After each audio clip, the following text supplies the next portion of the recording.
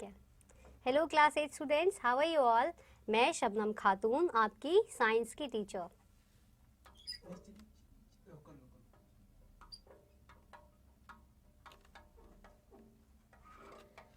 तो आज हमारा चैप्टर 1 का थर्ड लेक्चर है, यानी कि थर्ड लेक्चर हमारा चैप्टर 1 कौन सा है? हम बात कर रहे थे किसकी? क्रॉप प्रोडक्शन एंड मैनेजमेंट के ऊपर। आपके चैप्टर का नाम क्या है? क्रॉप प्रोडक्शन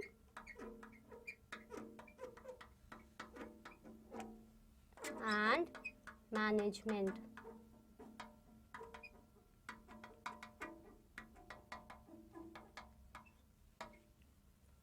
ठीक है, तो हमारा चैप्टर 1 जो है क्रॉप प्रोडक्शन एंड मैनेजमेंट, हमने पिछले लेक्चर्स में पढ़ा था कि क्रॉप क्या होता है, प्रोडक्शन क्या होता है, मैनेजमेंट क्या होता है, और क्रॉप को कैसे उगाया जाता है, उसका क्या प्रोसेस होता है, और उसमें उगाने के लिए कौन कौन से इंस्ट्रूमेंट्स चाहिए, हमने ये भी पढ़ा था, जैसे प्लो, हो, ये सब हमने पढ़ा था। और क्या पढ़ा था? सबसे पहले हम बात करते हैं क्रॉप की। क्रॉप क्या होता है?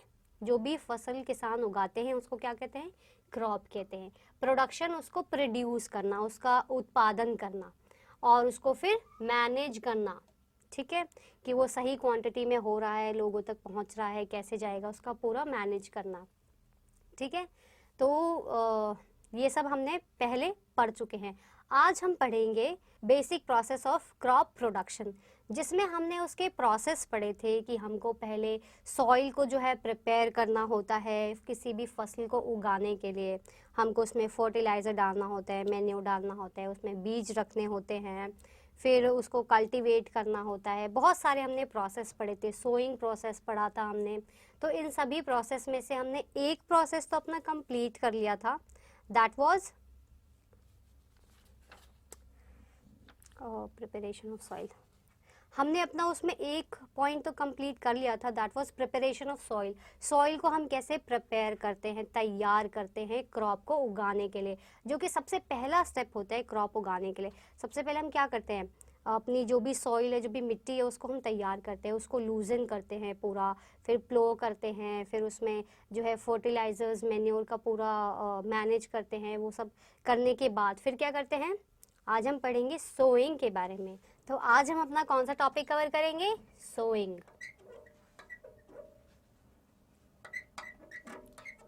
अब मैंने आपको पिछले लेक्चर में ज़रूर बताया था कि सोइंग क्या होता है। मोटा मोटा मैंने आपको बताया था कि क्या क्या हमने जो मेथड्स किए थे, क्या प्रोसेस था उसका, वो हमने देखा था। तो उसमें मैंने आपको बताया था, हर एक प्रोसेस के बारे में थोड़ा थोड़ा बताया था कि कौन से प्रोसेस में क्या करते हैं, जस्ट एक इंट्रोडक्शन की तरह। तो आप मुझे बताइए याद करके कि हमने सोइंग में क्या पढ़ा था? क्या पढ़ा था हमने सोइंग में? हाँ, जब वक्त आता है उसमें बीजों को बोने का, डालने का मिट्टी में, तब मतलब प्रिपरेशन ऑफ सॉइल के बाद, जब हम मिट्टी को तैयार कर लेते हैं, उसके बाद आता है ये वाला प्रोसेस जिसका नाम है सोइंग। अब हम अपना सोइंग पार्ट जो है पढ़ेंगे और समझेंगे। तो आप भी सब मेरे साथ साथ रीड करिए अपनी अपनी बुक्स का। पेज नंबर 4 आप ओपन कर लीजिए, उसमें है नीचे ब्लू कलर में लिखा हुआ है सोइंग, उसको आप ओपन कर लीजिए। कर लिया सबने ओपन? ठीक है, अब हम पढ़ते हैं। आपको समझ तो आ रहा है ना? हाँ, गुड। और जिनको समझ नहीं आ रहा है कोई बात नहीं, आप उससे पूछ सकते हैं। ओके, तो लिखा क्या है आगे देखिए। Sowing is an important part of crop production. Sowing क्या है? बहुत ही इंटीग्रल पार्ट है किसका? क्रॉप प्रोडक्शन का। जो फसल उगाते हैं, उसको उत्पादन उसका होता है, उसका बहुत ही इम्पोर्टेंट पार्ट है, बहुत अहम पार्ट है। क्या है?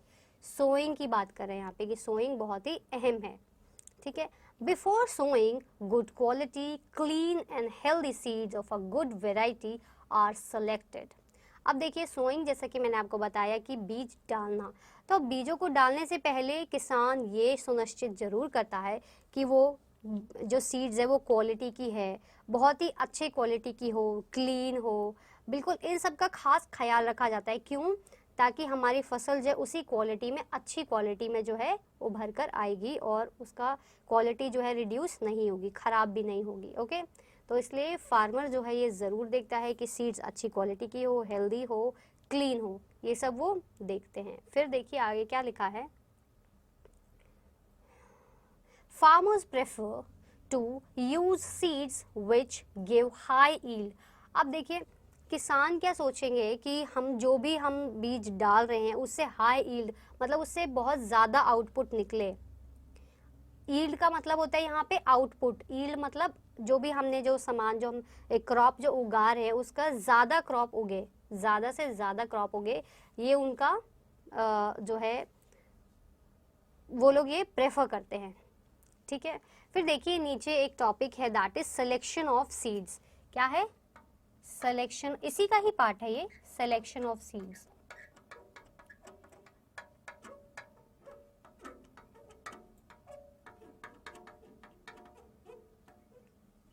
सिलेक्शन ऑफ सीड्स यानी कि जो बीज जो हम डालेंगे उसको सेलेक्ट करना, उसको चुनना कि कौन सा अच्छा है खराब है, जिसकी हम अभी सोइंग में बात कर रहे थे कि किसान चेक करता है कि वो हाई यील्ड आउटपुट दे और जो है हेल्दी हो, क्लीन हो, हाई क्वालिटी की हो, ये सब उसको ख्याल रखना होता है। तो इसलिए क्या करेगा, वो सिलेक्शन करेगा सीड्स की। तो हम अभी यही पढ़ेंगे। ठीक, अब देखिए आपके राइट हैंड साइड में एक ब्लू कलर का बॉक्स बना है, उसके नीचे अब हम पढ़ेंगे क्या लिखा है, are the seeds which float on water. क्या इसमें किसकी बात हो रही है, कौन से सीड्स की बात हो रही है? तो सिलेक्शन ऑफ सीड्स के नीचे आप देखिए एक ब्लू कलर का एक बॉक्स बना हुआ है, पहले हम वो पढ़ते हैं। क्या कह रही है, जिसमें एक लड़की बनी हुई है, उसमें बॉक्स में क्या लिखा है, one day I saw my mother put some gram seeds in a vessel and pour some water on them। क्या करती है, उसने क्या देखा, एक दिन देखा कि उसकी मॉम जो है वो क्या कर रही है, चने के जो दाने हैं, ग्राम सीड्स जो है वो क्या कर रही है, एक वेसल में, एक कंटेनर में वो डाल रही है। फिर उसमें क्या कर रही है, उसमें पानी डाला उन्होंने। फिर क्या देखा, after a few minutes some seeds started to float on top. उसके बाद उसने देखा उनमें से जो कुछ जो बीज थे वो तैरना शुरू कर दिया, उन्होंने पानी में तैरना शुरू कर दिया कुछ वक्त बाद। फिर क्या हुआ, I wonder why some seeds float on water. फिर वो सोचती है कि ऐसा क्यों हुआ, कुछ सीड्स जो है वो तैर क्यों रहे हैं और कुछ अंदर ही, ऐसा क्यों हुआ। ठीक है, तो इसका आंसर हमको अपने नेक्स्ट पैराग्राफ में मिलेगा। तो अब आप राइट हैंड साइड पे आ जाइए और देखिए वहां पे क्या लिखा है, ब्लू बॉक्स के नीचे देखिए क्या लिखा है, are the seeds which float on water. ऐसे जो है कौन से सीड्स हैं, सॉरी कौन से सीड्स हैं जो कि पानी में फ्लोट करते हैं। ये जो सीड्स, हम इन सीड्स की बात करें, किन सीड्स की, जो नीचे जो लड़की जो बनी हुई थी जिसने वो देखा, ऐसे कौन से सीड्स थे, वो ग्राम के सीड्स थे जो कि क्या थे, कुछ पानी में तैरे थे, कुछ अंदर थे। तो ऐसा क्यों हुआ, वो यही वंडर कर रहे हैं और इसका जवाब इसी पैराग्राफ में है। वुड दोज बी लाइटर और heavier than those which sink. क्या ऐसा है कि जो उसने जो दाने जो बीज जो डाले उसमें से कुछ भारी थे और कुछ हल्के थे, तो हल्के होने की वजह से ऊपर आ गए और भारी होने की वजह से कुछ अंदर है, क्या ऐसा है? या फिर why would they B lighter, और अगर ऐसा है तो जो ऊपर है वो क्यों हल्के हैं? Damage seeds become hollow and दस आर लाइटर। तो देखिए उसमें लिखा है कि जो ऊपर जो आ गए थे, जो सीड्स जो ऊपर आ गए थे पानी में फ्लोट करे थे, वो हो सकता है इसलिए फ्लोट कर रहे हो क्योंकि वो हॉलो हो गए हो, अंदर से खोखले हो गए हो तो वो फ्लोट करने लगे हो। ठीक है, तो हल्के होने के कारण वो फ्लोट कर रहे हो। Therefore they float on water, इसलिए वो क्या कर रहे हैं, पानी में फ्लोट कर रहे हैं, यानी कि तैर रहे हैं। ठीक है, फिर देखिए नीचे लिखा है, this is a good method for separating good healthy seeds from the damaged one. ये एक बहुत ही अच्छा मेथड है अच्छे सीड्स को और खराब यानी कि डैमेज सीड्स को अलग करने का, सेपरेट करने का, ये एक अच्छा मेथड है। कैसे, जैसे देखिए उसने क्या किया, उसकी मॉम ने पानी डाला सीड्स डाल के, फिर जो पुराने जो सीड्स जो खराब थे वो ऊपर आ गए तो उनको वो रिमूव कर सकती है, इजीली सेपरेट कर सकती है अच्छे सीड से। तो ये एक अच्छा मेथड है सेपरेट करने का अच्छे और खराब सीड्स के बीच में। ओके, फिर देखिए क्या लिखा है, before sowing one of the important task to is to know about the tools used for sowing seeds। अब देखिए सोइंग होने से पहले ये बहुत ज़रूरी टास्क है कि आपको पता हो कि कौन कौन से जो है टूल्स सोइंग सीड्स के लिए यूज़ होते हैं। ठीक है, तो अब हम देखेंगे कौन कौन से टूल्स इसमें यूज़ होते हैं। तो उसमें देखिए पहला लिखा हुआ है क्या, traditional tool. What is that, traditional tool.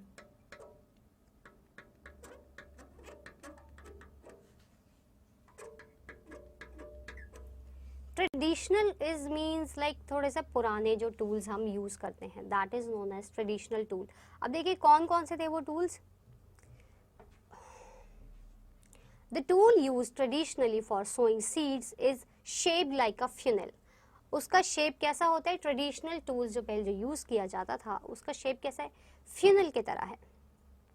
ठीक है, अब देखिए आप फिगर 1.2 में एक पार्ट में देख सकते हैं उसको। फिगर 1.2 के ए में आप देख सकते हैं, ठीक है, पिक्चर बनी हुई है नीचे एक, देखिए उसको क्या हो रहा है वहां पे, वहां पे एक ट्रेडिशनल मेथड टूल यूज किया जा रहा है सीड्स को सो करने के लिए, बोने के लिए एक ट्रेडिशनल मेथड को अपनाया जा रहा है विद ट्रेडिशनल टूल। देखा सबने, ओके। फिर देखिए आगे क्या लिखा है, the seeds are filled into the funnel. Funnel के अंदर क्या है, सीड्स को अब डाला जा रहा है। फिर क्या किया जा रहा है, पास डाउन थ्रू 2 और 3 पाइप्स। फिर उसमें से डाल के फिनल में से वो पाइप्स में जो है जाते हैं, 2 और 3 जो होते हैं उन पाइप्स में जाते हैं। ठीक है, हैविंग शार्प एंड्स, और उनकी एंड्स क्या होती है, उनकी जो अंतिम जो होती है उनके लास्ट में क्या होता है वो शार्प होती है, बहुत ही नोकीली होती है। ठीक है, these ends pierce into the soil and place seeds there. ये क्या करती है, पियर्स करती है, मतलब अंदर ऐसे जैसे ड्रिल मशीन को हम दीवार में पियर्स करते हैं ना, वैसे ही वो पाइप्स जो है वो सॉइल के अंदर उसको पियर्स किया जाता है ताकि उसमें जो सीड्स है वो ज़मीन के अंदर डायरेक्टली चले जाए। ठीक है, अब देखिए आपने नीचे पिक्चर में ज़रूर देखा होगा कि वो कैसे जो है उसको बीजों को डाला जा रहा है, जो कि अभी हमने ट्रेडिशनल टूल में भी पढ़ा है। ठीक है बच्चों, फिर देखिए एक और अब मेथड लिखा हुआ है। अभी तो हमने बात की ट्रेडिशनल टूल के बारे में, लेकिन अब दूसरा मेथड देखिए, और एक मेथड है, दैट इज क्या लिखा है, हाँ, सीड ड्रिल।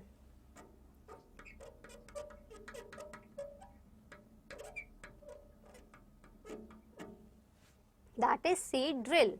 ठीक है, अब देखिए आगे क्या लिखा है सीड ड्रिल के लिए, ऊपर एक पिक्चर भी बनी हुई है सीड ड्रिल की, आप देख सकते हैं उसको।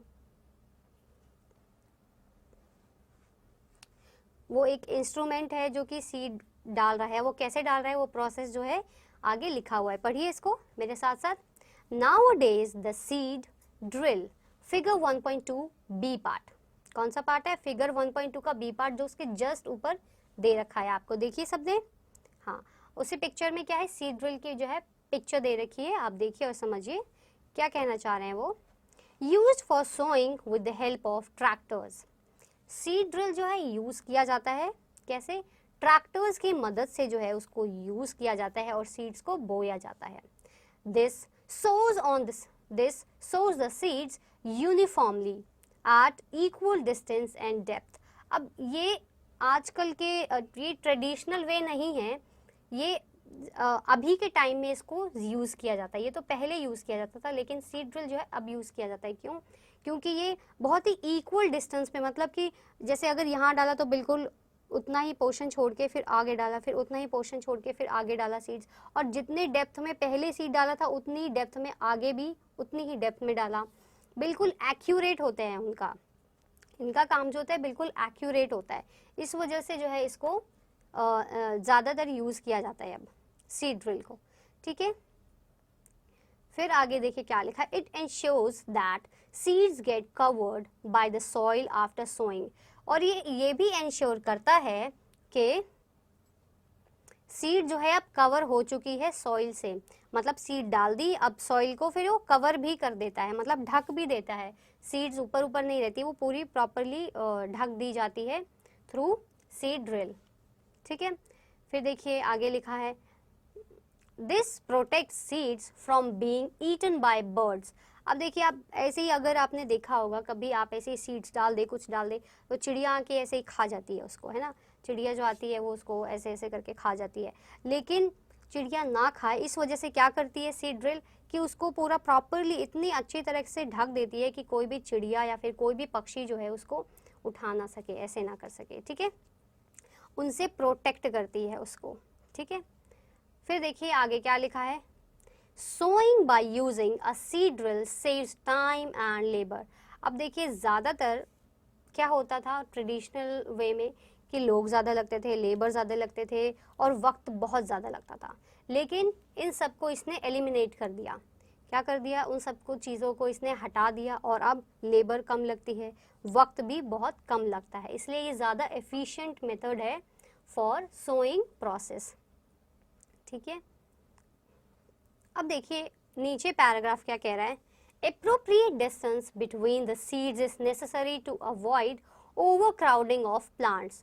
अब देखिए बहुत ही अप्रोप्रिएट डिस्टेंस पे, अगर वो 2 सेंटीमीटर पे रखा है तो अगली सीड भी 2 सेंटीमीटर पे होगी, 2 सेंटीमीटर के बाद होगी, फिर वो भी 2 सेंटीमीटर के बाद होगी। तो एक अप्रोप्रिएट डिस्टेंस पे, एक्यूरेट डिस्टेंस पे जो है रखा जाता है। इससे क्या होता है, इससे क्या होता है, ओवर क्राउडिंग ऑफ सीड्स कम हो जाती है, मतलब ऑफ प्लांट्स कम हो जाती है। यहाँ पे एक उग गया, अब उसके साथ ही एक और उग जाए, उसके साथ ही एक और उग जाए, तो बहुत ज़्यादा क्राउड हो जाता है ना। तो वो इक्वल डिस्टेंस पे रहता है, तो वो सारे अच्छे से अपना शेप और पैटर्न अपना अच्छे से ले सकते हैं। अगर वो ऐसे ऐसे करके एक साथ होंगे तो वो टेढ़े मेढ़े और ख़राब भी हो सकते हैं, इसलिए अप्रोप्रिएट डिस्टेंस होना बहुत ज़रूरी है, ठीक है। This allows plants to get sufficient sunlight and nutrients and water from the soil। अब ऐसा करने से क्या होता है, उनको अच्छी सनलाइट मिलती है, पानी मिलता है और जो है न्यूट्रिएंट्स मिलते हैं, उनको हर चीज़ प्रॉपरली उनको मिल जाती है, ठीक है।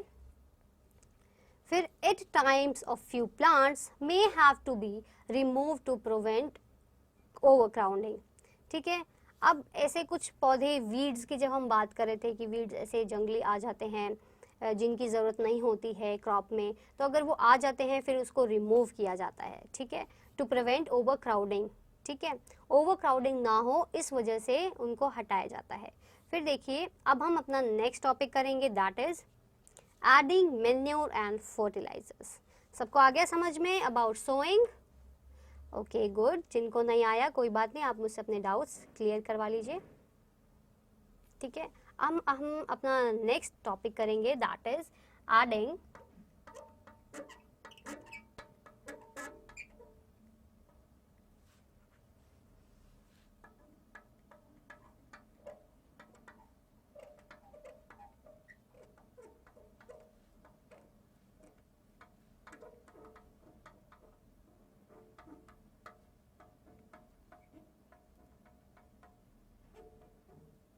अब हम पढ़ेंगे किस बारे में, एडिंग मैन्योर एंड फर्टिलाइजर्स के बारे में। अब देखिए अब हमने बीज तो डाल दिए, उसमें खाद देना और कीटनाशक देना भी बहुत ज़रूरी है ना। हाँ, तो अब हम उसी के बारे में बात करेंगे। मिल गया सबको? ठीक है।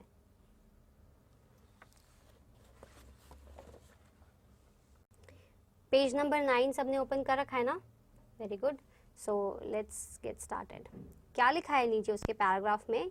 लिखा है the substances which are added to the soil in the form of nutrients for healthy growth of plants. क्या है? जो सब्सटेंसेस जो है उसमें डाले जाते हैं, सॉइल में डाले जाते हैं, न्यूट्रिएंट्स के तौर पर डाले जाते हैं। क्यों? ताकि वो अच्छे से ग्रो कर पाए, उनकी हेल्दी ग्रोथ हो, इसके लिए, ठीक है। उसको क्या कहते हैं? मैन्योर कहते हैं और फर्टिलाइज़र कहते हैं। हम क्यों डालते हैं? ताकि जो क्रॉप फसल जो उगा रहे हैं उसको जो है हेल्दी रहे वो, ठीक है, और ख़राब ना हो वो, और भी अच्छे क्वांटिटी में भी उगे, ठीक है। इसलिए हम उसको यूज़ करते हैं, मैन्योर को और फर्टिलाइज़र्स को, ठीक है। नेक्स्ट,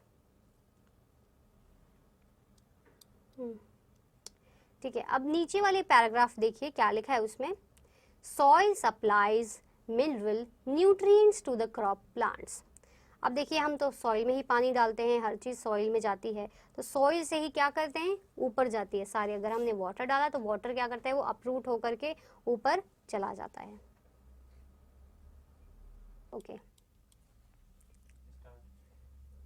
देखिए पेज नंबर 6 पे देखिए आप, एक एक्टिविटी बनी हुई है ना, वो आपको खुद से करनी है। ओके ये आपका एक प्रैक्टिकल वर्क हो जाएगा एज एन होमवर्क, ये आप खुद से करिएगा। उसके बाद एक्टिविटी के बाद देखिए राइट हैंड साइड पे fertilisers are chemicals, third line से हम पढ़ना स्टार्ट करेंगे और समझेंगे कि क्या लिखा है। ठीक है बच्चों, क्या लिखा है, fertilisers are chemicals which are rich in particular nutrient. अब अभी तो हमने मेन्योर की बात की थी, लेकिन अब हम किसकी बात करेंगे, फर्टिलाइजर्स। क्या होते हैं फर्टिलाइजर्स, एक केमिकल्स की तरह होते हैं जिनको यूज किया जाता है किसी पर्टिकुलर न्यूट्रिएंट देने के लिए पेड़ों को, फसल को। ठीक है, how they are different from manure, वो मेन्योर से कैसे अलग है।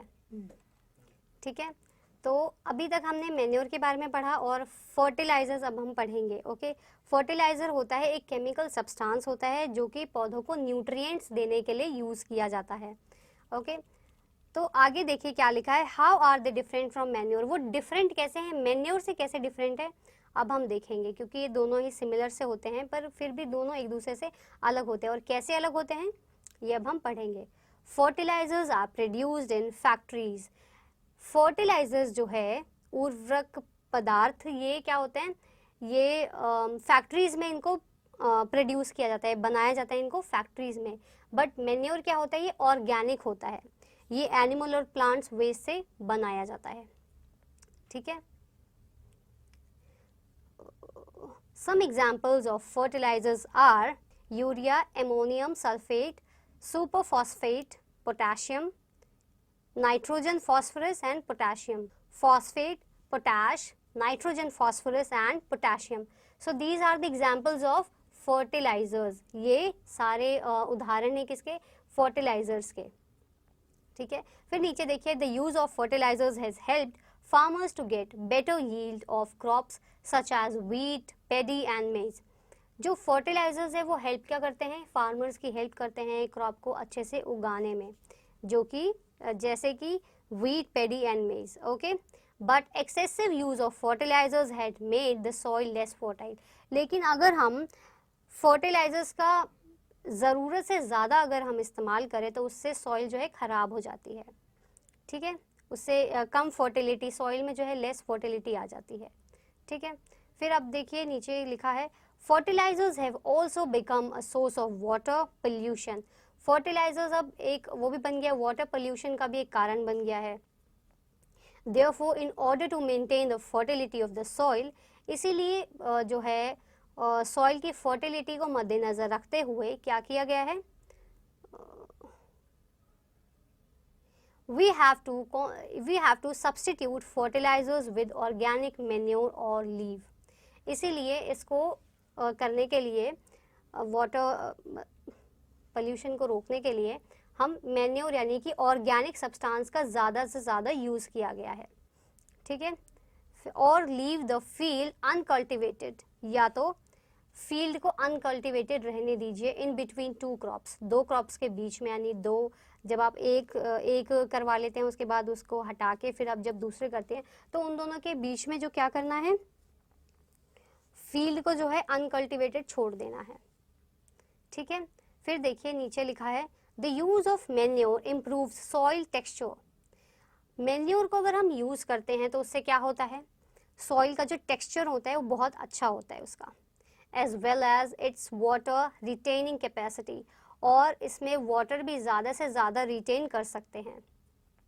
It replenishes the soil with nutrients, और ये क्या करता है, सॉइल को जो है न्यूट्रिएंट्स में रिप्लेनिश करता है। Next paragraph, another method of replenishing the soil with nutrients is through crop rotation, और एक और मेथड यूज किया जाता है रिप्लेनिशमेंट का, क्या है वो, क्रॉप को रोटेशन, क्रॉप का रोटेशन। ठीक है, this can be done by growing different crops alternately. अब ये अल्टरनेटिवली जो है डिफरेंट क्रॉप्स को अगर हम ग्रो करेंगे तो उससे क्या होगा, क्रॉप रोटेशन होगा। एक बारी दूसरी क्रॉप, एक बारी दूसरी क्रॉप, एक बारी दूसरी क्रॉप, फिर एक बारी दूसरी crop, that is crop rotation. Earlier farmers in northern India used to grow legumes as fodder in one season and wheat in the next season। पहले क्या होता था, पहले नॉर्दर्न पार्ट ऑफ इंडिया में क्या करते थे, लेग्यूम्स उगाते थे पहले फॉडर के यूज़ के लिए, फिर एक सीज़न में वो करते थे, फिर एक सीज़न में व्हीट का यूज़ करते थे, फिर नेक्स्ट सीज़न में। This helped in the replenishment of the soil with nitrogen. इससे क्या हुआ, इसमें क्या हुआ, नाइट्रोजन का जो है यूज़ हुआ, ज़्यादा से ज़्यादा रिप्लेनिशमेंट हुआ इसे। फिर आगे क्या लिखा है, farmers are being encouraged to adopt this practice. अब जो है फार्मर्स जो है ज़्यादा से ज़्यादा इनकरेज किए जाते हैं कि ये वाला प्रोसेस जो है वो अपनाएं। ठीक है, नीचे लिखा है, in the previous classes you have learned about rhizobium bacteria. आपने पहले की क्लासेस में राइजोबियम बैक्टीरिया के बारे में ज़रूर पढ़ा होगा। These are present in the nodules of roots of, ये जो है नोड्यूल्स में प्रेजेंट होते हैं किसके, रूट्स के, ऑफ लेग्यूमिनस प्लांट्स के, जो प्लांट्स होते हैं लेग्यूमिनस उस प्लांट्स के नोड्यूल्स में ये प्रेजेंट होते हैं। दे फिक्स एटमॉस्फेरिक नाइट्रोजन, वो क्या करते हैं, एटमॉस्फेरिक नाइट्रोजन को फिक्स करते हैं। ओके ठीक है, तो आज हमने क्या पढ़ा, अपना चैप्टर 1 में पढ़ा हमने क्रॉप प्रोडक्शन एंड मैनेजमेंट के बारे में, जिसमें हमने सोइंग प्रोसेस पढ़ा कि सोइंग इज बीज डालना, बीज बोना, उसको हम कैसे बोते हैं। इसमें फिर हमने पढ़ा क्या, सिलेक्शन ऑफ सीड्स की, सेलेक्ट करना सीड्स बहुत अच्छा हो, उससे ईल्ड बहुत, जो आउटपुट जो हमारा निकले वो बहुत अच्छा होना चाहिए, हाई क्वालिटी का होना चाहिए, क्रॉप्स की ग्रोथ अच्छी हो, ये सब मद्देनज़र रखते हुए जो है सीड्स को डाला जाता है कि अच्छे सीड्स हो। फिर क्या देखा, सिलेक्शन ऑफ सीड्स में हमने ये दो मेथड्स देखे, एक थे ट्रेडिशनल टूल्स के और एक था सीड ड्रिल का। ट्रेडिशनल टूल में पहले क्या करते थे, पहले लोग दूसरे तरीके से जो है क्रॉप सोइंग को अपनाते थे, सीड ड्रिल में दूसरा तरीका अपनाते हैं। दोनों में अलग अलग इंस्ट्रूमेंट यूज़ करते हैं। पहले के लोग ट्रेडिशनल वे यूज़ करते थे, लेकिन अब ज़्यादातर सीड ड्रिल का यूज़ किया जाता है। क्यों? क्योंकि ये बहुत एक्यूरेट डिस्टेंस पे, बहुत ही एक्यूरेट डेप्थ पे, जितनी डेप्थ पे पहले उसने जो बीज डाला उतनी ही डेप्थ पे वो दूसरी बीज भी बोता है और उतने ही एक्यूरेट डिस्टेंस पे करता है। और इससे क्या हुआ, इससे ये फ़ायदा हुआ कि उसने लेबर हमारे कम कर दिए, इससे हमारा वक्त भी बहुत ज़्यादा बच गया। लेकिन ट्रेडिशनल में ऐसा नहीं है, इसलिए ज़्यादातर अब क्या यूज़ करते हैं, सीड ड्रिल यूज़ किया जाता है। फिर हमने क्या पढ़ा, एडिंग मैन्योर एंड फर्टिलाइजर्स, जिसमें हमने मैन्योर के बारे में पढ़ा, हमने खाद के बारे में, फर्टिलाइजर्स के बारे में पढ़ा, दैट इज उर्वरक पदार्थ। ओके ठीक है, और क्या बोलना है, जस्ट ठीक है, हाँ ठीक है। आप बच्चों को समझ तो आ गया होगा, और अगर समझ नहीं आया तो आप मुझसे पूछ सकते हैं। ओके बट आज की हमारी क्लास तो यहीं समाप्त होती है। हम अपनी नेक्स्ट क्लास में पढ़ेंगे एडवांटेजेस ऑफ मैन्योर और difference between manure and fertilisers, जो कि हमने आज पैराग्राफ में तो पढ़ा है, लेकिन अब एक नेक्स्ट पेज में टैबुलर फॉर्म में हम उसको अच्छे से ऑब्जर्व करेंगे, ठीक है। तो अभी तक हमने मैन्योर के बारे में पढ़ा और फर्टिलाइजर्स अब हम पढ़ेंगे। ओके फर्टिलाइजर होता है एक केमिकल सब्सटेंस होता है जो कि पौधों को न्यूट्रिएंट्स देने के लिए यूज़ किया जाता है। ओके तो आगे देखिए क्या लिखा है, how are they different from manure, वो डिफरेंट कैसे हैं, मैन्योर से कैसे डिफरेंट है अब हम देखेंगे, क्योंकि ये दोनों ही सिमिलर से होते हैं पर फिर भी दोनों एक दूसरे से अलग होते हैं, और कैसे अलग होते हैं ये अब हम पढ़ेंगे। Fertilisers are produced in factories, fertilisers जो है उर्वरक पदार्थ, ये क्या होते हैं, ये फैक्ट्रीज में इनको प्रोड्यूस किया जाता है, बनाया जाता है इनको फैक्ट्रीज में। बट मैन्योर क्या होता है, ये ऑर्गेनिक होता है, ये एनिमल और प्लांट्स वेस्ट से बनाया जाता है। ठीक है,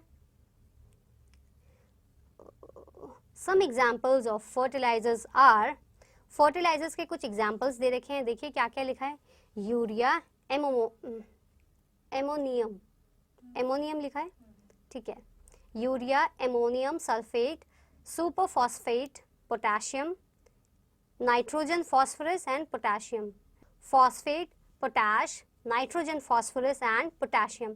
सो these are the examples of fertilisers. ये सारे उदाहरण है किसके?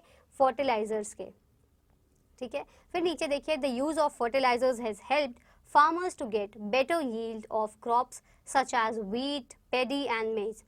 जो फर्टिलाइजर्स है वो हेल्प क्या करते हैं? फार्मर्स की हेल्प करते हैं क्रॉप को अच्छे से उगाने में, जो कि जैसे कि wheat, paddy and maize. Okay, but excessive use of fertilizers had made the soil less fertile. लेकिन अगर हम फर्टिलाइजर्स का ज़रूरत से ज़्यादा अगर हम इस्तेमाल करें तो उससे सॉइल जो है ख़राब हो जाती है। ठीक है, उससे कम फर्टिलिटी, सॉइल में जो है लेस फर्टिलिटी आ जाती है। ठीक है, फिर अब देखिए नीचे लिखा है, fertilisers have also become a source of water pollution. Fertilisers अब एक वो भी बन गया, वाटर पोल्यूशन का भी एक कारण बन गया है।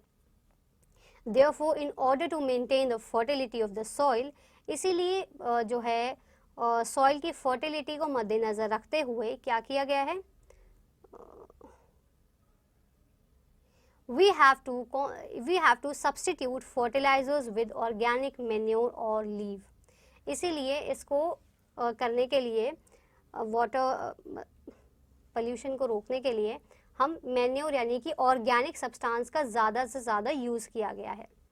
ठीक है, और लीव द फील्ड अनकल्टिवेटेड, या तो फील्ड को अनकल्टिवेटेड रहने दीजिए इन बिटवीन टू क्रॉप्स, दो क्रॉप्स के बीच में, यानी दो, जब आप एक करवा लेते हैं उसके बाद उसको हटा के फिर आप जब दूसरे करते हैं तो उन दोनों के बीच में जो क्या करना है, फील्ड को जो है अनकल्टिवेटेड छोड़ देना है।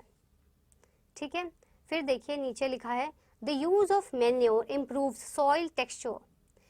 मैन्योर को अगर हम यूज करते हैं तो उससे क्या होता है, सॉइल का जो टेक्सचर होता है वो बहुत अच्छा होता है उसका, as well as its water retaining capacity, और इसमें वाटर भी ज़्यादा से ज़्यादा रिटेन कर सकते हैं।